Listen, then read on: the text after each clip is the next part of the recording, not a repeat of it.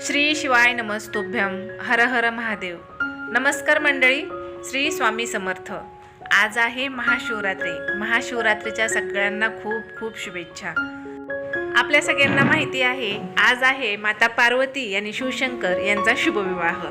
तर आज आपल्या घरातले सगळे लहानांपासून मोठ्यापर्यंत हे व्रत करतात आणि आपल्या सगळ्यांच्या घरामध्ये आज आनंदाचं वातावरण असतं. आनंदाचं वातावरण तर असणारच, कारण की आज आपल्या माता पार्वती आणि शिवशंकर यांचा विवाह आहे.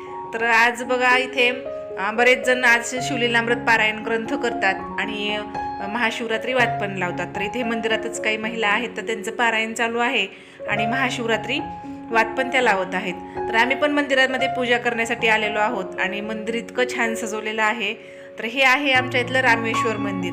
आज 3-4 दिवस झालं या मंदिरामध्ये माता पार्वती आणि शिवशंकर यांच्या शुभविवाहाची तयारी चालू आहे. मी याच्या अगोदर व्हिडिओ अपलोड केलेलेच आहेत. इथे हळदी कार्यक्रम झाला, मेहंदी कार्यक्रम झाला, तेल उतरवणे झालं, म्हणजे अशा जे काही आपल्या विवाहाच्या पद्धती असतात त्या सगळ्या झालेल्या आहेत आणि ही सगळी तयारी केलेली आहे काकींनी.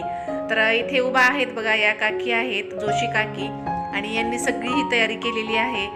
मंदिराच्या सजावटीबरोबरच महादेव पार्वतीच्या लग्नाची पूर्ण तयारी काकींनी केलेली आहे. सगळं नियोजन काकींकडं होतं. काकींनी सांगायचं आणि बाकीच्या महिला सगळ्या करत होत्या. तर हळदी दिवशी पिवळी साडी घालणं, नंतर आम्ही कावड घेतली त्यावेळेस लाल साड्या घालणं, ही सगळी जी तयारी आहे ती काकींनीच केलेली.